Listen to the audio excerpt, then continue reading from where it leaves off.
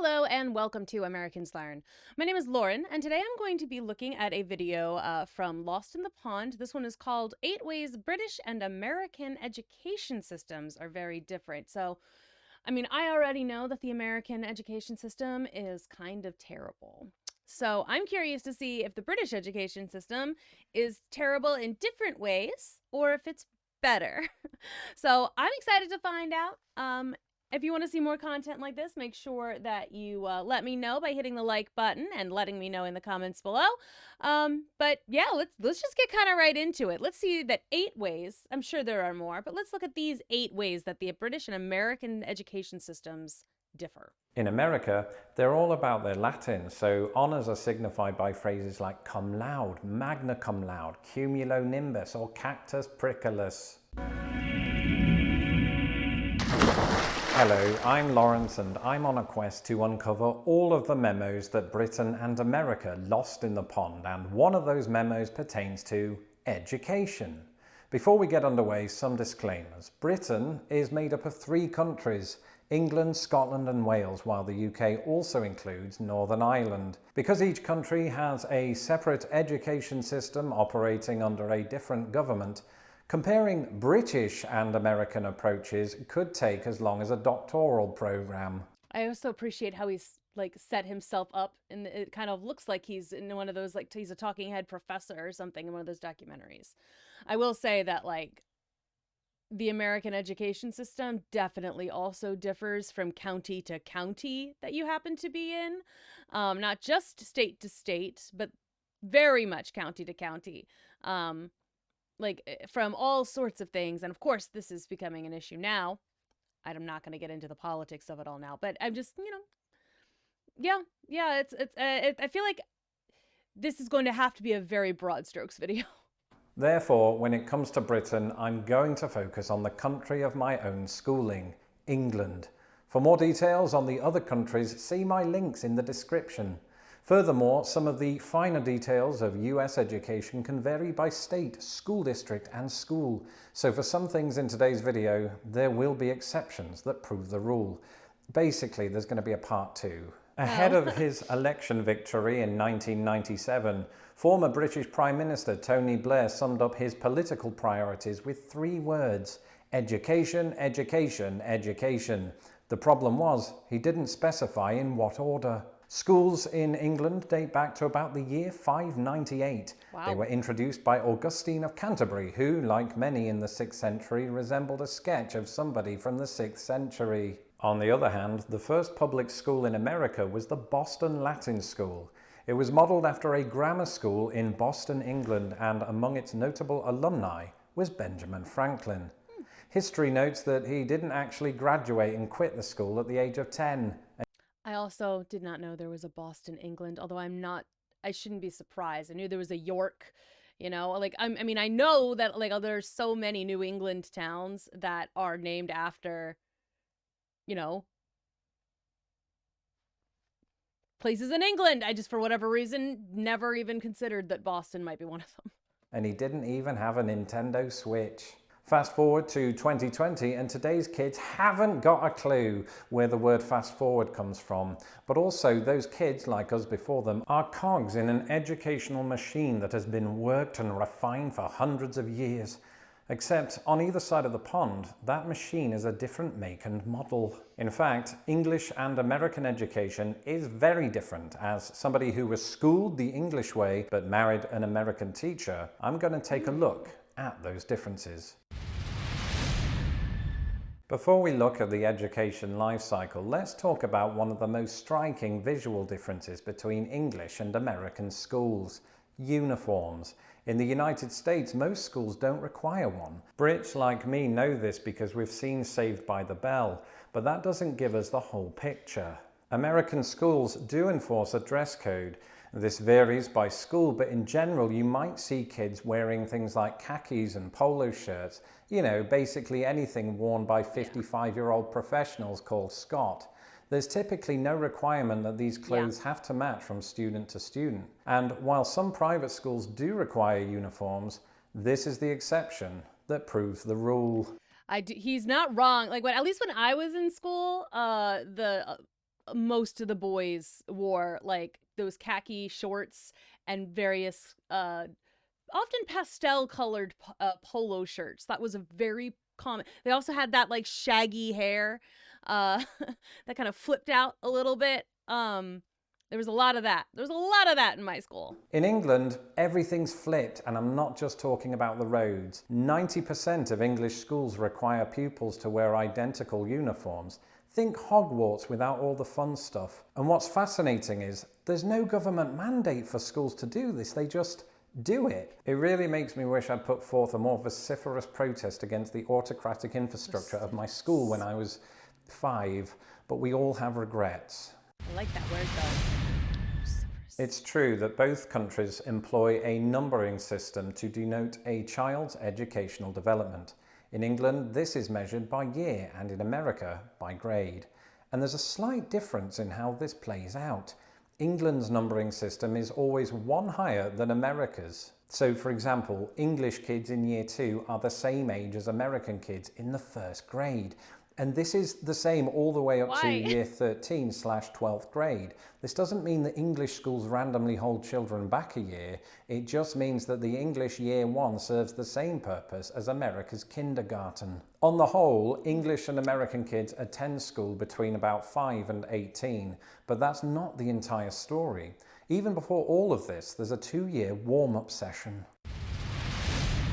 Oh, okay. I think like I only went to 1 year of preschool. I do know some people who went to 2, and I think a lot of it, in at least with the people I knew, it depended on when they were born, like what age were they, and like did they have friends in the neighborhood that would they need to do another year of preschool in order to go into kindergarten with said friends? Because I knew a couple of people who that happened to. Between 3 and 5, when children still can't do easy stuff like order pizza or filter spreadsheets, parents in both countries have them sent off to something called preschool.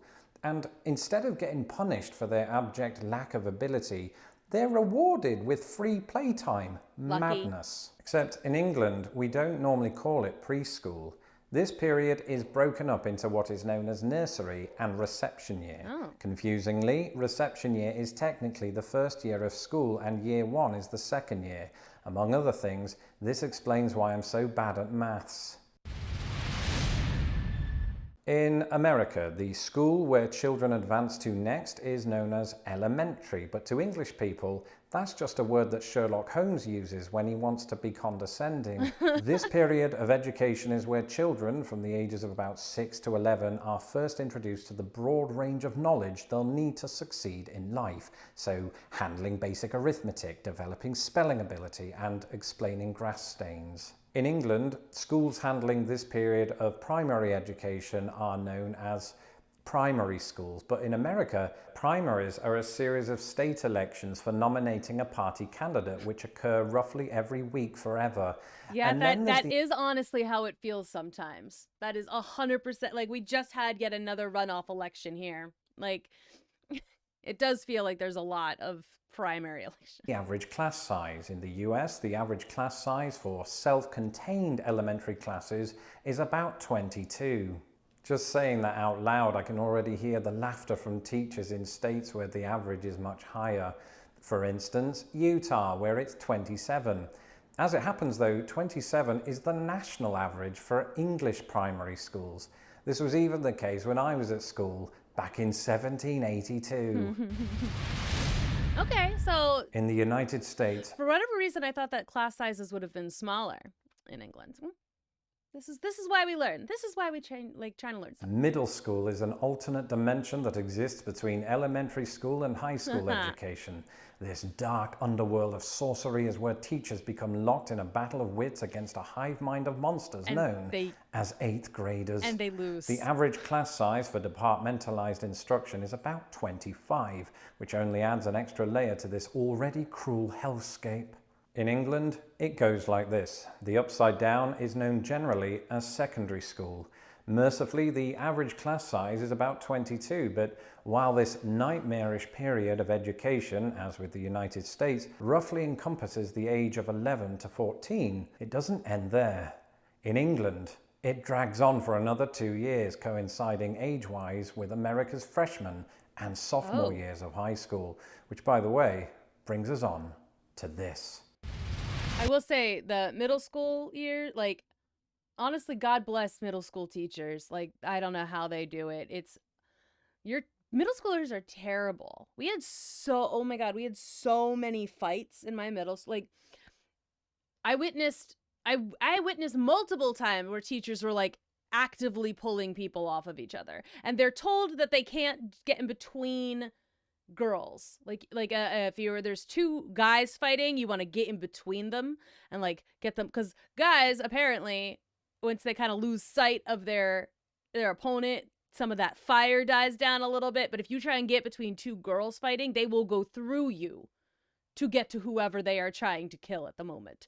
So it's like the teachers were told, like you have to get behind the girls and pull them off of each other that way instead of getting between them like you could do for the guys. But like I had one school dance when I was in like 8th grade. I think we had to stop 5 times. They like paused the dance like 5 different times in order to like break up fights and kick people out. And then they just started it up again.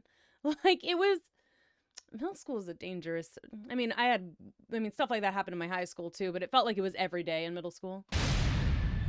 Ah, yes, high school. In the United States, this is a period of education from the ages of about 14 to 18. After freshman and sophomore year comes grade 11 or junior year and grade 12, senior year. This is typically when the students begin their development into humans, but it's also when most students take their SATs, a series of tests to determine readiness for college. These are not to be confused with the English SATs or SATs, which are assessments taken by 7 and 11-year-olds. Oh. In England, it is a similar process, but by a different name. And before keyboard warriors like Uncle Toby start writing in all caps that we have high schools in the UK, I know we do. But to keep things simple, that same period of schooling is typically structured like this. Age-wise, the last 2 years of secondary school are to England what freshman and sophomore years are to America. This is when pupils across the country take GCSE tests in all their subjects to determine suitability for further qualifications. Meanwhile, the English age equivalents of junior and senior year take place in what is known as sixth form or college. This is the point in education where we stop wearing uniforms and start dressing like John Travolta. It's also where we study 2 or 3 chosen specialised subjects as part of our A-levels. For me, this was English, history and theatre studies because that's how you become a YouTube sensation. The results of these tests determine your suitability for university. They're often compared to America's advanced placement exams. But while both help to determine a student's path in higher education, they're not entirely the same thing. Okay, so this is something that like I've wondered for a long time. Like I've heard the words A levels and GCSEs and stuff because I watched Doctor Who. So some of those like words I've heard, but like I've never been able to fully comprehend how it works. So you take the GCSEs in ninth and like when you're like 14, 15, like freshman, sophomore year if you're American, and then that tells you what you can take later. If I had been able to take those classes when I was a freshman, like those sort of tests when I was a freshman or sophomore, when I was in then I probably wouldn't have had to take as much math and science as I did my junior year. They would have been like, you're done. You don't you're I don't think there's anything else we can teach you. You're sorry, baby, no. Which would have made my junior year a lot more palatable because I wouldn't have had to suffer through physics or trigonometry with analytical geometry. I wouldn't have had to take it. And my GPA wouldn't have suffered as much as it did. And then maybe I would have gotten into better colleges. That being said, higher education does come with its own differences. So the GCSEs are your placement exams to get into your last 2 years of high school class, your junior, senior year. Like you take your placements to see what you'll be testing into, and then you take your A-levels at the end of that, I think.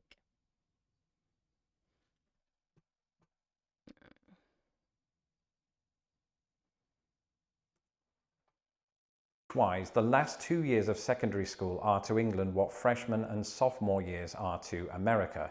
This is when pupils across the country take GCSE tests in all their subjects to determine suitability for further qualifications. Okay. Meanwhile, the English age equivalents of junior and senior year take place in what is known as sixth form or college. This is the point in education where we stop wearing uniforms and start dressing like John Travolta. It's also where we study 2 or 3 chosen specialised subjects as part of our A-levels.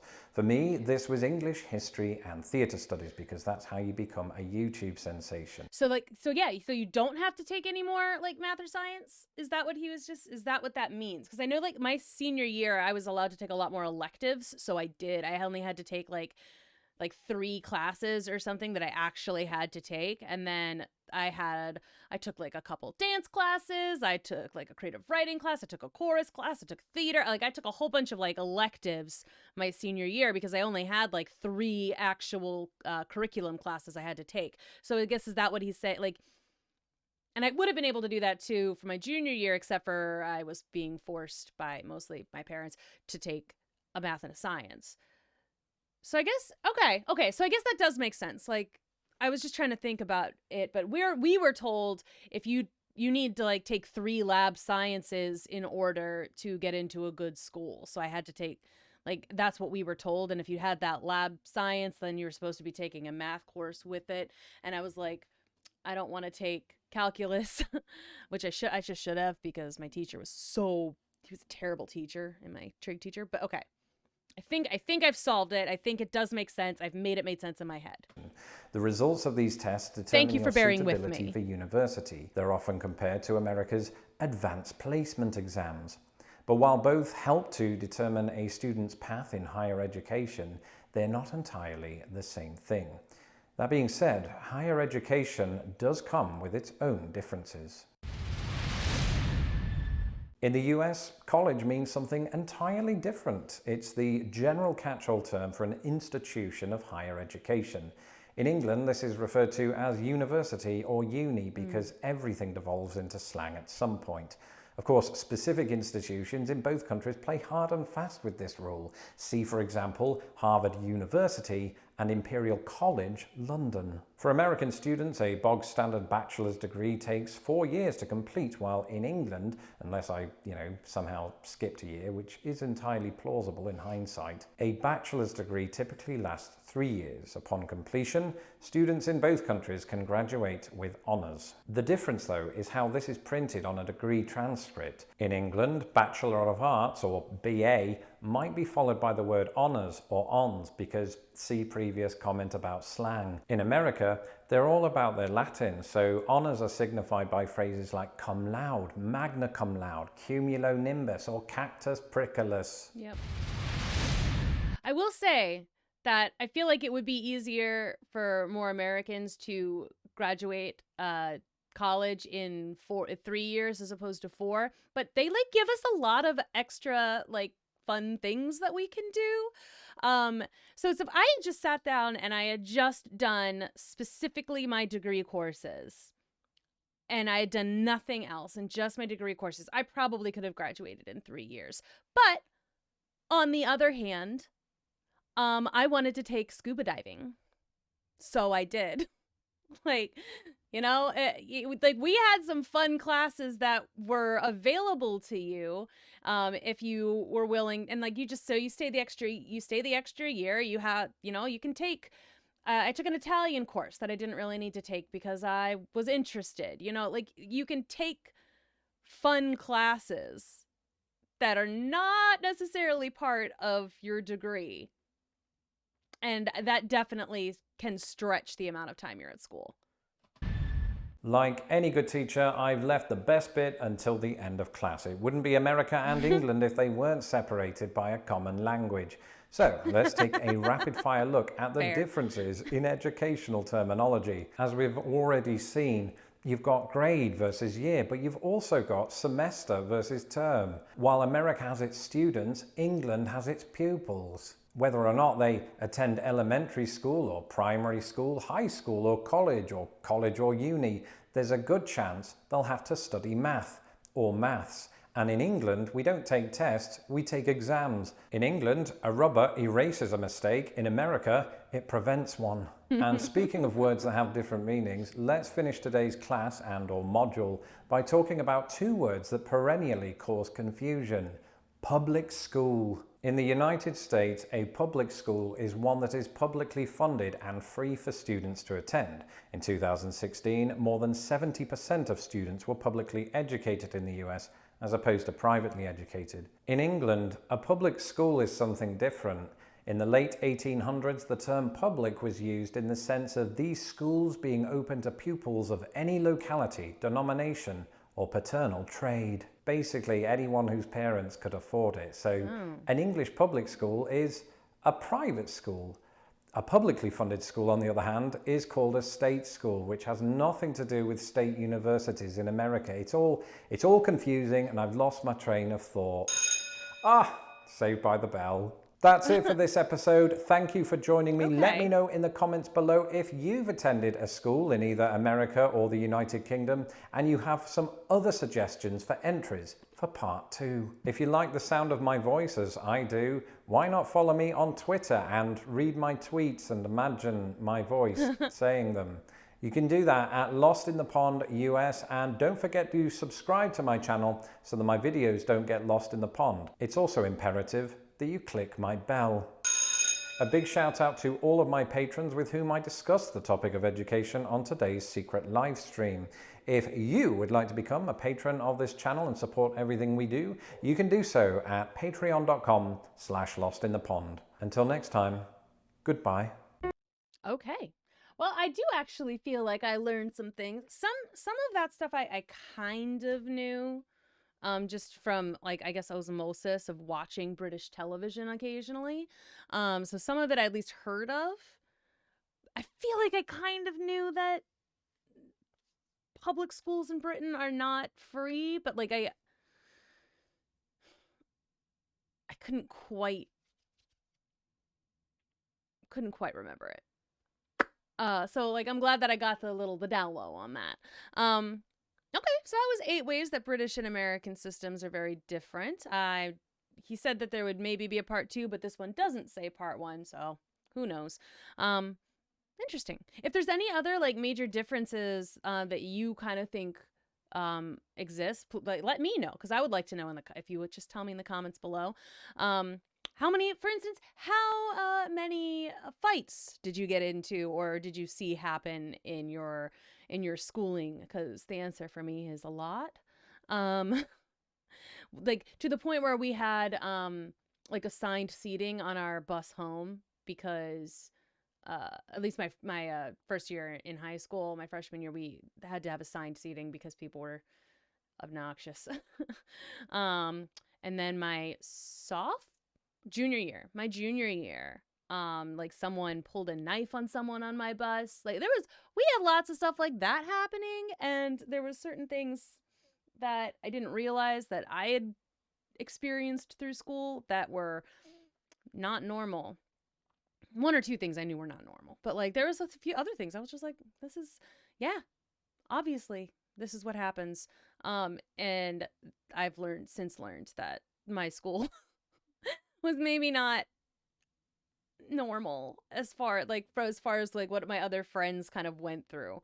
So I don't know. Fewer people getting arrested for drugs in other places, I suppose.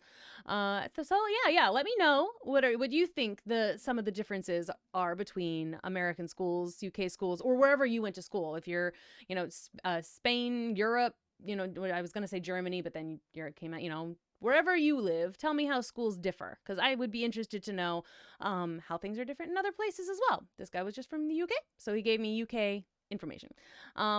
Before I continue to ramble on until everyone gets sick of my voice, thank you very much for watching. If you want to see more stuff like this, let me know in the comments below, and make sure you hit that like button and subscribe to our channel as well. We'd very much appreciate it. Thank you very much, and I will see you next time.